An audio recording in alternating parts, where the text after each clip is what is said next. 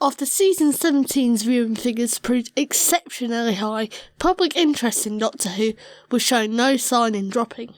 Or at least, that's what they thought. Graham Williams left the show after 3 seasons in the role of producer, and the majority of the production team either left or were promptly sacked. Script editor Douglas Adams was now overwhelmed with work on his famous Hitchhiker's Guide to the Galaxy series, and bowed out too only after 1 season. The entire show was changing and moving into the 1980s, something new producer John Nathan Turner was sure to capitalise on. John Nathan Turner first worked on Doctor Who in 1969 as floor manager on The Space Pirates, a not particularly popular story. He shared very happy memories of his time on Doctor Who pre-1980s to BBV in his interview, which has some very interesting information detailed within. His next job on Doctor Who was on The Ambassadors of Death, once again as floor manager. His final floor manager job on Who was the following year, in Colony in Space. He then worked again on Who as production unit manager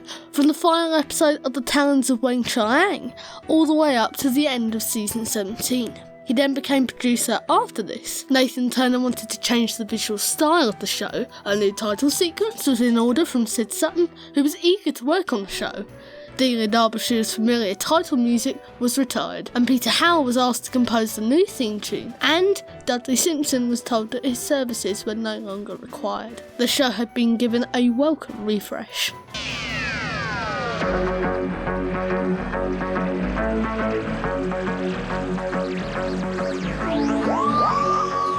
Tom Baker had experienced a change of producership before, back in 1977, when Philip Hinchcliffe was promptly sacked, but this was a huge change. The whole show was different. Virtually no one except Lila Ward was still there. Tom had a lot of control over the show over the past 3 years, but this was swiftly taken away from him when Nathan Turner had been given the reins of the series. Tom had decided to stay on, but had been given the option to leave with Graham Williams, but decided that he would indeed stay on another year. He has said since that maybe he should have left in that January of 1980, but he still loved playing the part and couldn't bear to give it up just yet. Tom Baker by this time was suffering with health issues, and along with all the production changes made his decision all the more certain. Tom Baker met with JNT in mid-1980 and decided to hand in his notice. The end of the year saw Baker marry his co-star Lila Ward, and in the March of the following year, Logopolis Part 4 was broadcast, where Baker regenerated, saving the universe in the process.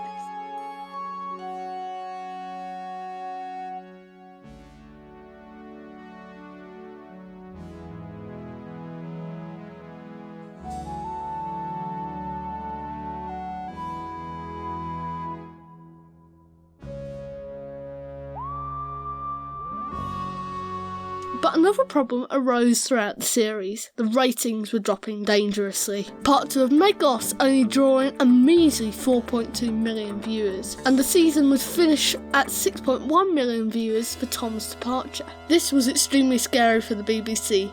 An extremely popular Doctor's final story, not even peaking over 8 million viewers, was thought by some people to be an early death to the series. But Doctor Who's 19th season was already commissioned, and a new Doctor was in line already, played by 29-year-old Peter Davison. Peter Davison was chosen due to his critically acclaimed role as Tristan Farnan in the BBC series All Creatures Great and Small, which had caught JNT's eye. After Nathan Turner gave Davison a call and was told that he was at the top of his list for playing British television's greatest hero, he was unsure whether to accept. He hadn't kept up with the show since Troughton's time, and didn't really know what was going on with the show at the time. How could he not accept though? Season 19 was being scripted and then produced in 1981, and the viewing figures were in need of an increase, so a huge risk was taken by JNT to schedule the series twice weekly on a Monday and Tuesday tea time. The Saturday tea time slot had died a death in the late 1970s as portable televisions had become much more affordable and became extremely popular. Multiple televisions in one household became a commonplace by the early 1980s, and the thought of having to watch a single programme with the whole household was now no longer an issue. The 1982 series began in January with Castra Valva, and the risk appeared to have paid off as the viewing figures stayed well above 8 million viewers, something which season 18 failed to do. New companion Adric was disliked by JNT and most of the production team, so it's decided that he was to die in Eric Saywood's Earthshot. A conference to unite military powers against the Cybermen is taking place, and the Cybermen plot to destroy the Earth by crashing a space freighter into it. The Doctor must stop them, whatever the cost. Adric was left behind on the freighter ship with the Cybermen lurking behind every corner. After nearly abandoning ship with the rest of the crew, he exclaims, "Of course, that's it," and dashes back in to try and complete the logic puzzles. A Cyberman then entered and destroyed the apparatus to solve said puzzles. He was then headed into Earth as the ship's speed grows faster and faster. The Doctor and his companions look on in horror as the ship crashes into Earth. Their friend was dead. Nathan Turner decided to turn down an offer to advertise the fact that these famous villains were back, the title deliberately omitting the name. Part 1's cliffhanger needed to be, well, a cliffhanger. If these villains were shown to be back on the front cover of the Radio Times, they may well have still got the viewing figures, but nowhere near the shock it received. Nathan Turner felt it needed more attention, and a huge surprise like this was what the show really needed. Season 20 was commissioned, and as it was the 20th anniversary season, it would see villains such as Omega, the Black and White Guardians from the Key to Time season, and of course the Master, returned to the show. Like the previous anniversary season, a special multi-Doctor episode was commissioned. This time, JNT wanted a 90-minute special episode set on Gallifrey with all the Doctors, written by a writer from yesteryear. He first approached Robert Holmes, but the laundry list of things that had to be in the episode put Holmes off, and he decided not to do it. So the writing job was passed to Terence Dix. Dix script edited for nearly 7 years, from the late 60s to the mid-70s, and wrote some of the most popular 70s episodes. He had revitalised an idea for season 18's State of Decay 3 years before, which brought his name into JNT's mind when thinking of who to write this special. It's one of my favourite stories, as it was the first classic episode I watched. All the Doctors working together to stop something that they're not even sure of. They're taken to Gallifrey via a time scoop, and the person doing this is kept a mystery until the end, when it was revealed that President Barusa has been pulling the strings all the way through and wants immortality.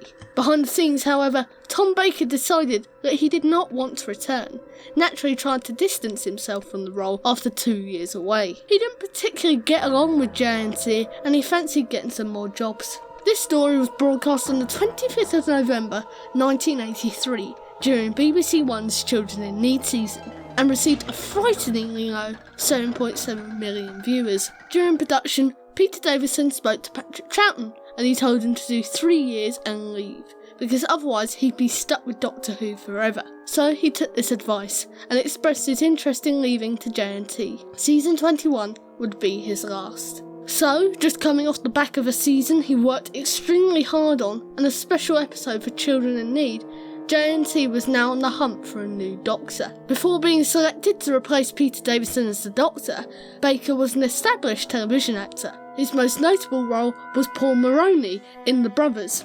Baker also guest starred as Bayban the Butcher in the Blake 7 episode City at the Edge of the World. Prior to being cast as the Doctor, Baker had starred in Doctor Who as Commander Maxwell in the Peter Davison serial Arc of Infinity.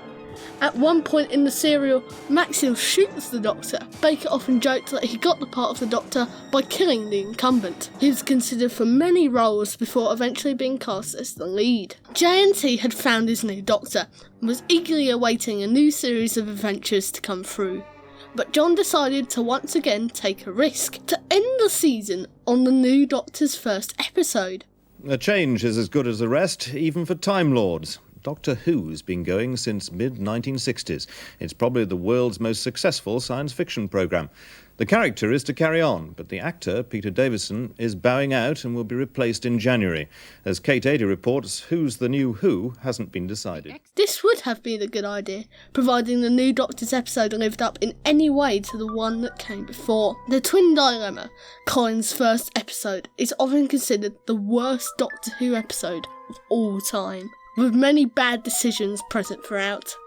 The Caves of Androzani, the story prior to this, is a famously fantastic one. The story was written by Robert Holmes, who we'll talk about later. He co-led the golden age of Who back in the mid-70s and would clearly pull in an excellent script And he certainly did. Davison had a fittingly heroic end, and Colin Baker needed a fitting beginning. JNT decided to make this new Doctor purposely unlikable, which he later said was a huge misstep. Within his first few scenes, he attempts to choke his companion to death, and later shows some very unheroic behaviour. Within the same story, he brushes off his previous incarnation, stating he was never happy with it, almost mirroring Peter Davison's opinion of his own performance. Colin Baker's Doctor looked to be a rather hostile one, which later turned out not to be the case. But despite this, a new season was commissioned, starting with Attack of the Cybermen and ending with Revelation of the Daleks. But another format change was in order, to put the show back on Saturday, but at double-length parts. Enter Michael Grade, controller of BBC One. He had other ideas for the series and threatened to axe it, but when fans heard wind of this, an enormous backlash came sweeping in. Newspapers spreading public outcry that this series would not come back. In the end, Grade was so overcome by the amount of complaints that he instead made the cancellation into a hiatus. He couldn't quite kill it yet. 18 months to save the programme. Lord is to take a rest. The BBC have announced that Doctor Who will be off the air for 18 months. But there's already been an outcry from Doctor Who fans who've called the news staggering. The controller of BBC One, Michael Grade, made the decision a month before the new series was due to start production. Long-time fan of the series Ian Levine worked with producer John Nathan Turner to create a charity single protesting. This song ended up being called Doctor in Distress, but once the single ended up being released, everyone was embarrassed by it. A tragedy, and something Michael Grade could use against the series. Fans wanted to block this out their heads and look forward to the next series. It must have been excruciatingly difficult. Season 23 was in limbo. The initial plans for it were scrapped at the beginning of the hiatus. What were they to do? The show was too popular to kill, but too annoying to keep alive. The show was a criminal, so they put it on trial.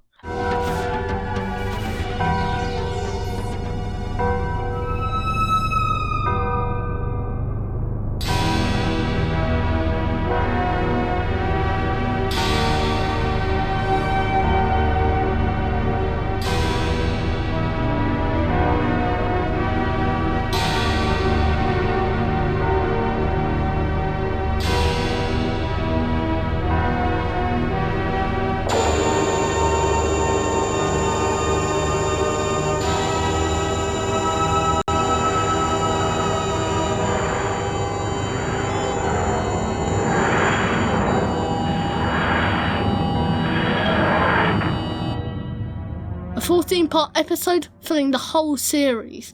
The first 4 parts, commonly called The Mysterious Planet, was written by 70s-era writer Robert Holmes, starting the series and presenting all the characters that would be important in deciding the Doctor's fate. Later in the story, it is revealed that the Valiard is in fact the Doctor from the future. This is clear. Just a minute! Did you call him the Doctor? There is some evil in all of us, Doctor, even you. The Valiard is an amalgamation of the darker sides of your nature, somewhere between your 12th and final incarnation. And I may say you do not improve with age. Madam, this revelation should halt this trial immediately. This was the final part of the story to be written by Robert Holmes, as he passed away not long after. He was only 60. But once again, the viewing figures were dropping fast. The show was only drawing in an unprecedented 4 to 5 million viewers throughout the trial season. As Michael Grade was hot off the heels from the backlash of the 1985 hiatus, he decided to try and aid the series. He changed various things, and one of these was to change the Doctor. As far as JNT was aware, he was to move on and produce another programme. He had one final job, however: to fire Colin Baker. Colin Baker was gone, and so was JNT, or so he thought. He received a call one morning from the higher-ups that he was expected to film Doctor Who's 24th season in March of that year, ready for broadcast in September. After only 2 seasons, the Saturday slot was gone again, and the new Doctor's first season was to be broadcast on Mondays from September to December. But who was to be the new Doctor? JNT was back on the hunt for a third time. He ended up choosing Sylvester McCoy, famous for his comedy. Maybe if John Pertwee hadn't been chosen before, he may not have taken it up. Season 24 was hastily written. The first story at this point, being titled Strange Matter, would end in the Doctor's climactic regeneration. But Colin Baker naturally declined. He had just been sacked from a job he loved, and was only being given a rough filming date of March for one final episode. So an idea floated around from Pip and Jane Baker to put the regeneration as a pre-title sequence. So they decided to do this in the most ridiculous way ever. Put Sylvester McCoy in a blonde wig. Nathan Turner has said since that this really started the series off on the wrong foot. The story eventually became Time and the Rani, and the rest of the season was not the best of quality. New script editor Andrew Cartmel was not given much time to script edit the season, and all the pantomime acting and dialogue slipped through the cracks, and produced an extremely unpopular season. You can't view McCoy's first season as a sign of things to come. McCoy's Doctor comes into his own in the first episode of the following series, but we'll get to that later. Andrew Cartmel had a meeting for the next season and spoke of an idea that would eventually become known as the Cartmel Master Plan. The idea was to be spread across the following seasons and would have made the show more mysterious. Cartmel essentially asked the question, Doctor Who? We were never really meant to get any payoff, but we would have most likely learnt more about the Doctor's origin. Season 25 was commissioned, and the Master Plan was put into effect. The first story in the season is called Remembrance of the Daleks, and is one of Sylvester McCoy's most popular episodes. London, 1963. The Doctor returns to the place where it all began, alongside his latest companion, Ace, with unfinished business. Not for the first time, unusual events are unfolding at Coal Hill School. At 76 Totters Lane, the Doctor discovers that his old foes, the Daleks, are on the trail of stolen Time Lord technology that he left on Earth a long time ago. The Daleks are planning to perfect their own time travel capability in order to unleash themselves across the whole of space and time. The Doctor, with the help of the local military, must stop his oldest enemies from stealing Gallifreyan secrets. But the lines between allies and enemies are tested to the limit, and the Doctor and Ace must trust no one in order to survive. As two opposing Dalek factions meet in an explosive confrontation, the fate of the whole cosmos hangs in the balance. This is a genuinely fantastic story. McCoy and new companion Ace are on top form, and the countermeasures team are an excellent replacement for Unit. Davros returns for a cameo appearance, and the Daleks are really good in this story too. The white and gold Daleks fight a civil war against the standard grey and black Daleks for the first time, and practical explosions are in store. I in fact went to the locations of this story, and I have to say, they haven't changed a bit. The special weapons Dalek creates an enormous explosion every time it fires, and makes it extremely useful for blowing up gates or Daleks. The Cartmel Master Plan is present in the story, and the Doctor feels like a completely different character, but still the Doctor. The season also had a story titled Silver Nemesis, celebrating the series' 20th anniversary. It's not a particularly good story, as it feels like Remembrance of the Daleks has just been made, but with the Cybermen instead of the Daleks. The series concluded with a fantastic story called The Greatest Show in the Galaxy, and season 26 was commissioned also. Before the season broadcast, a stage play was made, written by Terence Dix, called Doctor Who and the Ultimate Adventure, with flying monsters, Daleks vs Cybermen, and singing. Unfortunately, it's difficult to watch, as it was never professionally recorded. A version was made for Big Finish, which is really good and covers the story perfectly. Season 26 was written and produced and started broadcasting in September of that year, but Battlefield Part 1 went out with little publicity, and that hampered its viewing figures. Only 3.1 million tuned in, and that was it. Michael Grade had nothing left to stop him. Season 26 was to be the last for quite some time. Before the end, a story called Survival was written, rather an ironic name. The Doctor brings Ace back to her hometown of Perivale. Her old friends are being kidnapped by a race of alien hunters called the Cheetah People, who were shown the way to Earth by the Doctor's old enemy, the Master. Anthony Ainley is on form as the Master, acting more like Roger Delgado's Master, calm and calculated, creepy and scheming. The whole story feels like it's a finale to something huge. The Cheetah People's planet explodes and there's a big build up to that. The whole story feels like the end is coming. Finality is in the air throughout. The end was coming for the series, and Andrew Cartmel hastily wrote a closing speech for the series. It's one of my favourite speeches in Doctor Who ever. Home. Home? The TARDIS. Yes, the TARDIS. There are worlds out there where the sky's burning, where the sea's asleep and the rivers dream. People made of smoke and cities made of song. Some where there's danger, some where there's injustice, and somewhere else the tea's getting cold. Come on, Ace, we've got work to do. The series was over. Gray cancelled the series, and very little backlash came out of it. Only the fans were angry. Before the decade was done, the BBC came out with a message saying that the show was not cancelled, but on hiatus, and would return when they had got the formula absolutely right, which of course meant nothing. The 1980s were over, and so was Doctor Who. As far as the BBC was concerned, Doctor Who was a joke, and they were happy it was gone. But would it ever return now?